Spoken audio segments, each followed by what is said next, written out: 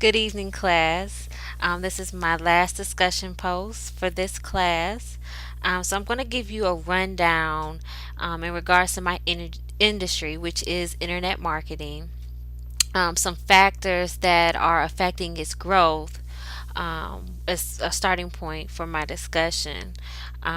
Within the internet marketing field, it encompasses any and everything online, whether it's business, personal, social media, things of that sort. So, some of the things that are affecting growth within those areas, for one, is the e commerce feature that oftentimes you'll find on websites. There's a lot of entrepreneurs that are out here setting up their own products and services on websites and trading them. It's definitely a trend that's going on right now. Also, you, of course, as in any other industry, you have social, economic factors that play into that as well. Right now, there is limited regulation from a government standpoint as far as how things are done on the internet, but it's definitely going to be a case somewhere in the future where I'm pretty sure that they will become more involved in what's taking place online. Of course, along with that, you have things such as privacy issues that are oftentimes a hot topic, especially when you talk about social media websites such as Facebook and Twitter. How people's personal information, such as messages that you get in your inbox, posts that you post on other people's walls, how they're archived, and who can access that information in the present as well as in the future. As far as the different innovations that are occurring as we speak and growing, there are a lot of gadgets out there that definitely are influencing how people are interacting with the internet, whether it's from a consumer or business perspective. Some gadgets that are out there that have made communication a lot easier, especially if you're on the go type of person, are smartphones. I'm sure you see them everywhere. More people have access to them now, whether it's a Droid, an iPhone. I personally use an iPhone and I love it.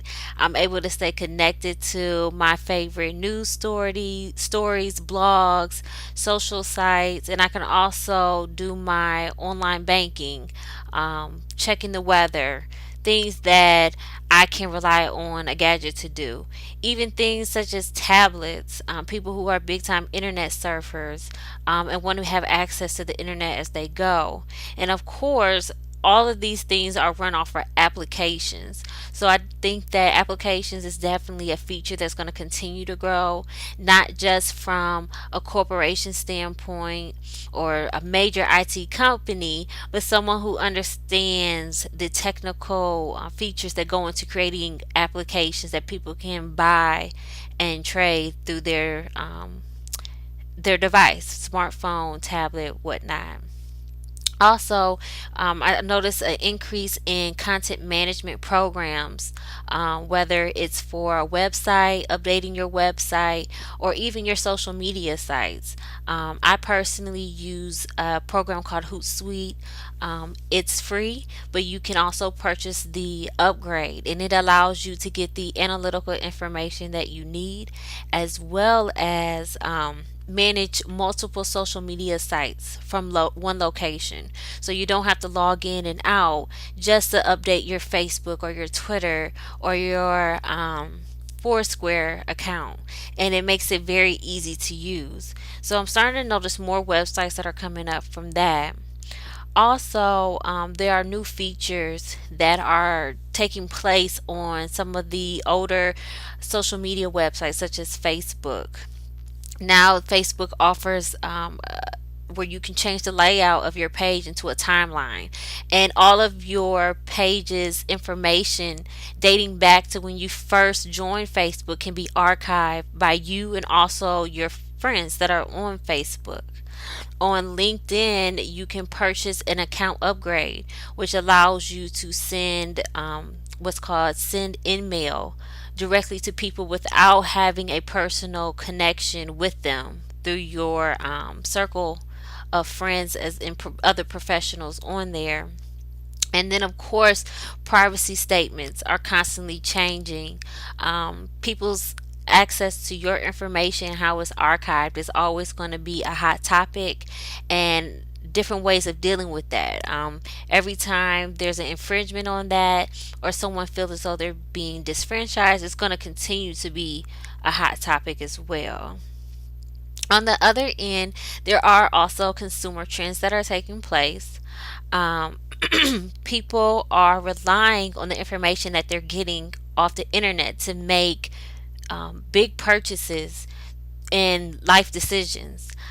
People now can go on the internet and find medicine for whatever illness that they have, which saves them a trip to the doctor. They're shopping online.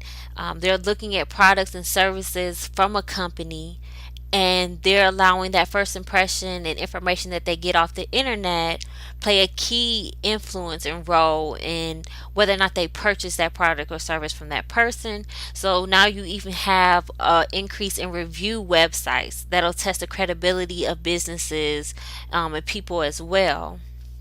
And like I mentioned before, online shopping is probably one of the major consumer trends that is increasing as we speak. Whether you're shopping on a Target website or you're buying and selling on Amazon or eBay, there's more people, and it's increasing along with the security of it all, purchasing online. But I do believe at some point in time it's definitely going to be obsolete, I'm sorry, and people are going to feel more confident with buying and selling online. And I think the more research that is done and people can see the security and the benefits, it's going to be something that individuals can do more of. So those are some of my insights about what's going on right now within the internet marketing field. Like I mentioned before, there's a lot of changes that are taking place. More, you're going to see more people shopping online. You're going to see more issues and news articles centered around privacy statements and what that actually means to from a business standpoint, as well as the consumer using that website to share your information. So I think it's a lot to look forward to. But in the meantime, stay tuned and thank you for watching.